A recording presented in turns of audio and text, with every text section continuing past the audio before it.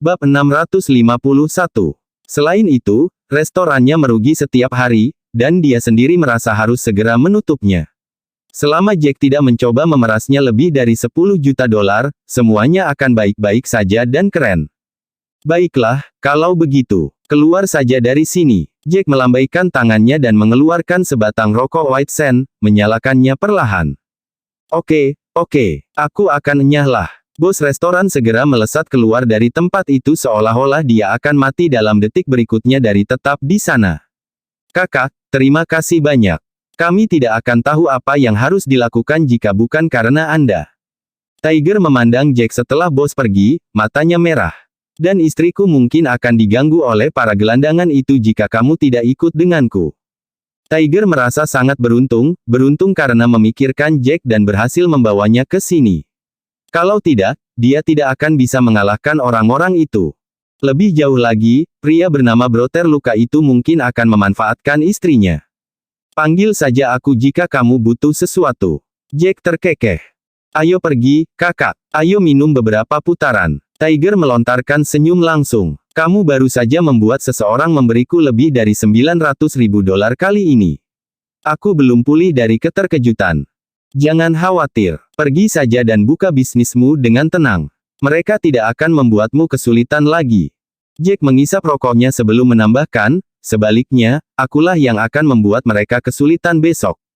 Aku perlu melihat apakah mereka sudah belajar jadi aku tidak akan minum. Aku harus kembali ke rumah. Ini sudah larut. Baiklah kalau begitu, ayo minum sebentar lagi. Tiger mengangguk, melihat Jack pergi saat yang terakhir pergi. Tiger, kakakmu ini luar biasa. Dia bukan veteran biasa, kan? Istri Tiger mau tidak mau berkomentar setelah Jack pergi. Kecakapan bertarung dan auranya tidak seperti orang biasa. Dia menyelamatkan hidup Dewi Perang sebelumnya, dan dia berteman baik dengannya. Dia tidak akan begitu berani di hadapan orang-orang dari Kingston Hall jika tidak. Tiger tersenyum. Aku tidak pernah menyangka dia akan menjadi orang seperti itu dalam 5 tahun. Kudengar dia dipromosikan ke pangkat komandan kepala. Tapi bagiku, dia akan selalu lebih baik daripada Dewa Perang. Istrinya segera mengamati sekeliling mereka, ketakutan.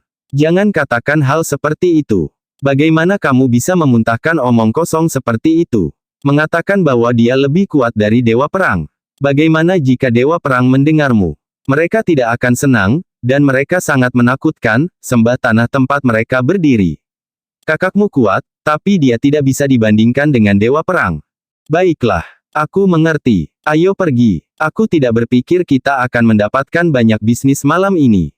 Mari kita tutup toko dan kembali ke rumah untuk melihat ayah dan ibu dan putra kita. Kami akan menunggu sampai besok ketika tidak ada bajingan yang mengganggu kami. Saya yakin bisnis kami akan mulai meningkat. Tiger mengepalkan tinjunya, berbicara dengan percaya diri.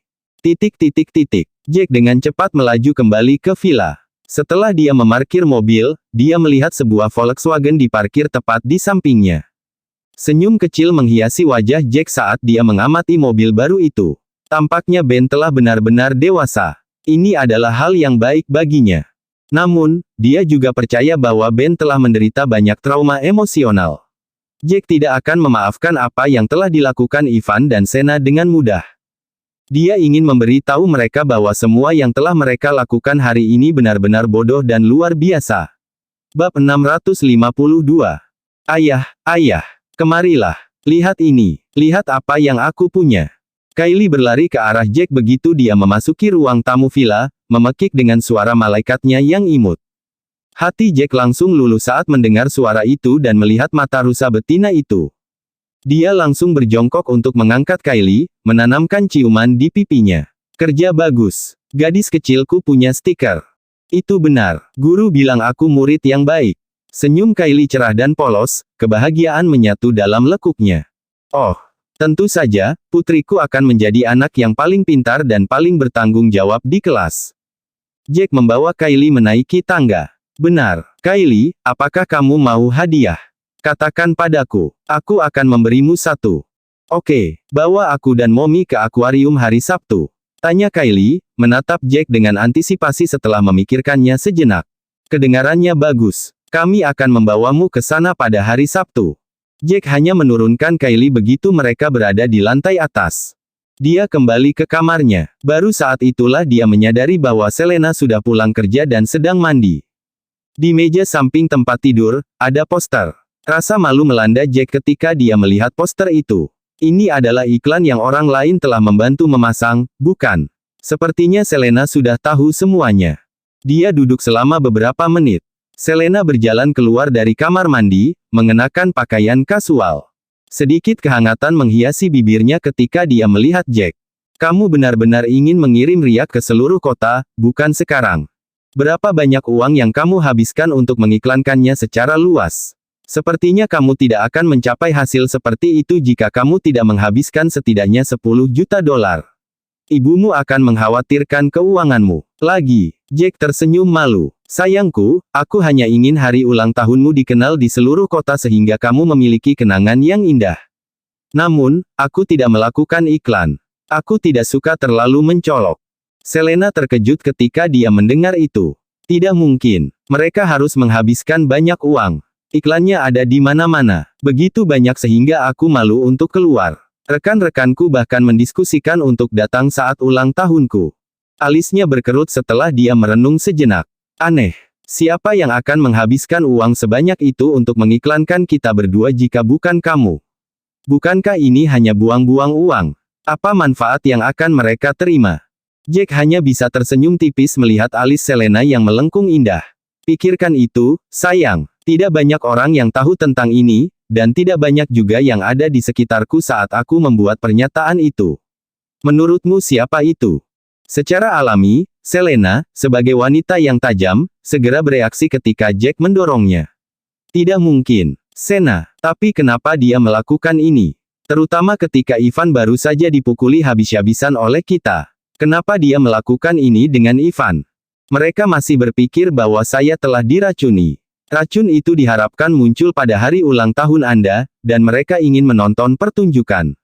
Apakah Anda mengerti? Jack berbicara ringan sambil tertawa kecil. Selena akhirnya mengerti. Benar, mereka tidak tahu bahwa kamu sudah sembuh. Ivan, bajingan itu. Dia benar-benar ingin semua orang melihatmu mati di hari ulang tahunku. Aku tidak pernah berharap dia begitu jahat. Jack mengangguk. Bagus kalau mereka membantu mengiklankan acara itu. Kita tidak perlu melakukannya sendiri lagi. Berita akan menyebar ke seluruh kota dengan sangat cepat. Bab 653. Selena tidak tahu harus tertawa atau menangis. Ivan dan Sena mungkin akan menikam tenggorokan mereka sendiri jika mereka tahu apa yang sedang dipikirkan Jack saat ini. Tentu saja, mereka mungkin tidak akan mengiklankan acara itu begitu saja jika mereka tahu bahwa Jack menyembuhkan dirinya sendiri dari racun. Tapi ini hanya hari ulang tahunku. Tidak perlu ribut-ribut tentang ini. Iklan itu mungkin benar-benar mengejutkan semua orang, mengklaim bahwa pesta itu akan menjadi pembicaraan pamungkas di kota ini selama bertahun-tahun yang akan datang. Mereka bahkan membuat hitung mundur. Ya Tuhan, kita mungkin akan menjadi sasaran banyak lelucon jika pestanya terlalu normal.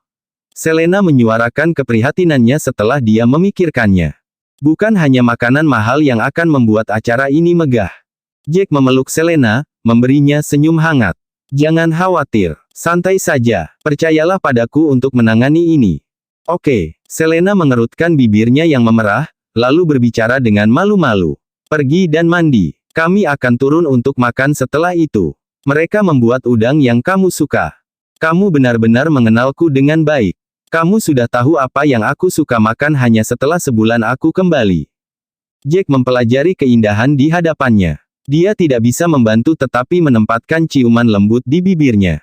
Ayah mencium ibu. Aku akan punya adik laki-laki dan perempuan. Mereka tidak menyadari bahwa Kylie telah dengan licik membuka pintu dan menjulurkan kepalanya ke dalam ruangan. Dia menutup mulutnya dengan tangan dan tertawa ketika dia melihat ini. Selena melompat dari keterkejutan dan segera mendorong Jack menjauh, memutar matanya ke arahnya dengan genit. Serius, kenapa kamu tidak menutup pintu? Jack memberinya senyum pahit. Saya tidak pernah berpikir bahwa gadis kecil kami akan datang saat ini. Ayo turun, Kylie. Jangan bicara omong kosong seperti itu juga. Kamu lebih dari cukup untuk kami. Selena berjalan mendekat dan menggendong Kylie, siap turun dengan pipi berwarna merah. Kamu tidak bisa melakukan ini, sayang. Kami membutuhkan anak lagi. Jika tidak, Kylie akan kesepian.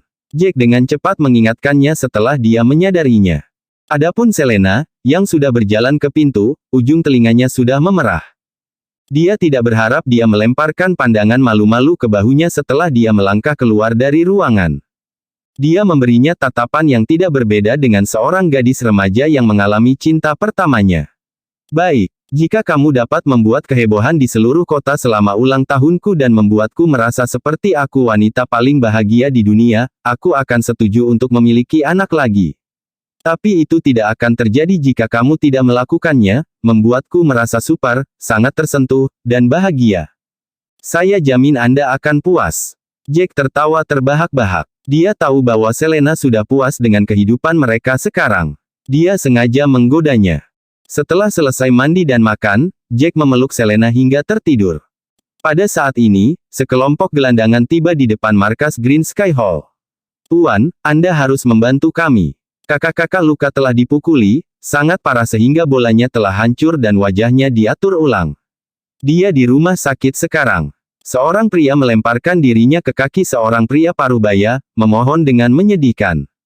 Sudut mulut pria parubaya itu sedikit berkedut saat mendengar itu. Ada apa dengan semua keributan hari ini? Ludah, apa yang terjadi? Bab 654. Pemimpin Aula Langit Hijau semakin berubah menjadi suasana hati yang buruk. Sore itu, dia mengetahui bahwa Flynn telah dirawat di rumah sakit setelah dipukuli. Salah satu kakinya patah begitu parah, sehingga harus diamputasi. Dia masih memikirkan apa yang harus dia lakukan besok, apakah dia harus membiarkan seluruh kejadian itu berlalu demi pengawal keluarga Drake itu. Dia tidak berharap bawahannya datang merangkak ke arahnya lagi. Ceritakan apa yang terjadi. Mengapa Luka dipukuli? Pria parubaya itu berbicara perlahan setelah terdiam selama beberapa detik. Pria lain akhirnya menceritakan semua yang telah terjadi. Setelah dia selesai, dia berkata, saya tidak tahu apakah orang itu membuat ancaman kosong, tetapi dia berkata dia akan membawa masalah ke Aula Langit Hijau besok pagi. Dia ingin kita mengganti setiap bagian dari $50.000 itu. Petik 2. Pria parubaya itu sangat marah. Dia membanting tangannya ke meja di sampingnya dan dengan retakan tajam, meja itu pecah berkeping-keping. Dia berdiri dan berbicara dengan marah, apakah dia berpikir bahwa orang-orang di Green Sky Hall adalah penurut seperti itu? Kami sudah memberikan $950.000. Apa lagi yang dia inginkan? Astaga, pengawal pagi itu mengenal Dewi War, dan dia menantu bangsawan kelas 2, keluarga Taylor. Siapa bastard ini sekarang? Jangan bilang dia juga tahu Gods of War. Pria yang berlutut di lantai mengerutkan alisnya. Kami tidak yakin, tapi bagaimanapun juga, dia dengan cepat melawan kami begitu dia datang. Dia mungkin tidak mengenal Dewa Perang. Baiklah, pergi sekarang. Aku ingin melihat apakah dia datang besok. Pria parubaya itu dengan cepat mengambil beberapa ribu uang tunai dan menyodorkannya kepada bawahannya. Beli beberapa hadiah dan kunjungi Luka besok. Jangan khawatir tentang semua yang ada di sini. Kita akan lihat apakah bajingan itu menunjukkan wajahnya. Jika dia melakukannya, aku pasti akan mematahkan kedua kakinya. Iya, Pak. Terima kasih, Pak. Orang-orang itu mengangguk dan buru-buru pergi. Setelah mereka pergi, seorang penatua yang duduk di samping akhirnya berdiri. Tuan, apa yang harus kita lakukan? Akankah kedua orang itu benar-benar muncul? Saya pikir mereka mungkin hanya membuat ancaman untuk menakuti orang-orang kita. Pemimpin Green Sky Hall disebut Hector Zaborowski. Dia terdiam beberapa saat sebelum berbicara, untuk orang yang menginginkan $50.000, kami akan mengambil kata-katanya dengan sebutir garam. Kami hanya akan membunuhnya jika dia datang. Dia hanya mampu mengalahkan lebih dari selusin orang karena luka dan yang lainnya tidak pernah kuat sejak awal. Dengan kami berdua pro lama, kami pasti akan mengalahkannya sampai mati. Hector berhenti sejenak sebelum melanjutkan dengan nada santai, tapi pria bernama Jack tidak akan semudah itu untuk ditangani, kurasa. Para dewa perang mungkin akan memberi kita masalah jika kita melepaskannya begitu saja. Di sisi lain, Green Sky Hall akan kehilangan reputasinya jika kita hanya menjawab setiap panggilan dan panggilannya seperti anjing gembala. Penatua itu mengangguk. Dia memikirkannya sebentar sebelum menambahkan, mengapa kita tidak melakukan ini, Guru? Kami akan memberinya ujian. Ini juga akan menjadi cara bagi kami untuk kehilangan muka dengan anggun.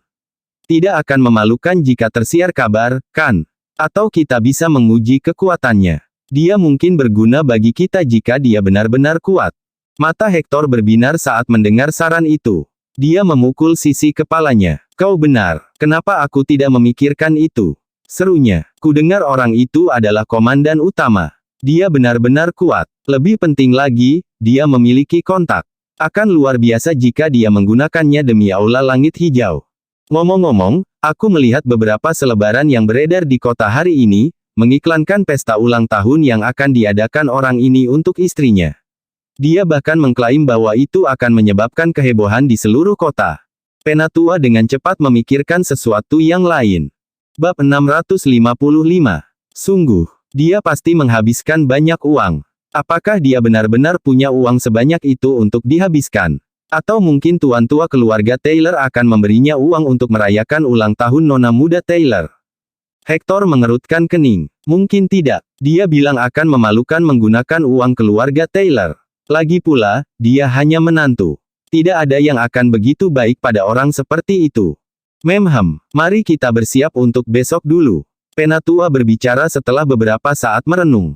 Jika dia datang sendirian dan bertindak kasar, mungkin saja kita membunuhnya. Tidak ada yang bisa menunjukkan pembunuhan itu kepada kita jika mayatnya menghilang. Jika kita mengatakan bahwa dia tidak pernah datang, Dewa Perang tidak akan hanya menghancurkan seluruh geng demi dia. Hector mengangguk. Kau benar, pria itu menyelamatkan Dewi Perang, tapi dia mungkin seorang dokter di tentara jadi itu adalah tugasnya untuk menyelamatkan nyawa. Selain itu, Dewi Perang meningkatkan reputasinya banyak sekali selama pesta ulang tahun Pak Tua Taylor. Dia tidak berutang apapun padanya lagi. Jika kita membunuhnya dan berpura-pura tidak tahu apa-apa, yang paling mungkin dilakukan Dewi Perang adalah berpura-pura menginterogasi kita. Keesokan harinya, sekelompok orang menunggu di taman besar tepat setelah pintu masuk Green Sky Hall. Mereka ingin melihat apakah pengawal dari keluarga Drake dan pria yang berteriak tentang datang untuk mengklaim $50.000 itu benar-benar akan datang. Jack memarkir mobil di pintu masuk. Dia berjalan lurus ketika dia melihat bahwa tidak ada seorang pun di sana. Dua tubuh berotot segera menghalanginya setelah dia mengambil beberapa langkah ke taman. Salah satu dari mereka berbicara dengan suara yang menggelegar dan menakutkan, apakah Anda menantu dari keluarga Taylor? Jack mengangguk. Minggir, aku datang ke sini untuk berbicara dengan tuanmu. Aku tidak ingin membuang waktuku bersamamu. Cukup kasar, ya, pria lain mengepalkan tinjunya. Kamu tidak bisa begitu saja melihat penguasa aula langit hijau kapanpun kamu mau, katanya dengan kejam. Kamu harus mengikuti prosedur kami jika kamu ingin melihatnya. Kalahkan kami berdua terlebih dahulu. Baru setelah itu, apakah kamu berhak melihatnya? Hector dan sejumlah anak buah aula langit hijau menyaksikan percakapan itu dari kejauhan. Beberapa dari mereka memiliki senyum dingin merayap di bibir mereka. Mereka ingin melihat seberapa kuat menantu dari keluarga Taylor ini. Bagaimanapun, keduanya bukan sembarang petarung berotot, tetapi mereka adalah dua petarung hebat dari Green Sky Hall. Bahkan beberapa komandan kepala tidak bisa menandingi mereka. Selanjutnya, itu 2 lawan 1. Itulah mengapa mereka berpikir akan sulit bagi Jack untuk menghadapi mereka jika dia tidak memiliki kekuatan mayor, setidaknya. Jack tersenyum dingin, tidak peduli tentang mereka. Betapa banyak aturan dan peraturan. Karena aku harus mengikutinya, ayo pergi. Setelah dia mengatakan itu, dia dengan lembut menamparkan perut pria itu, gerakannya kabur. Itu tampak seperti tamparan biasa.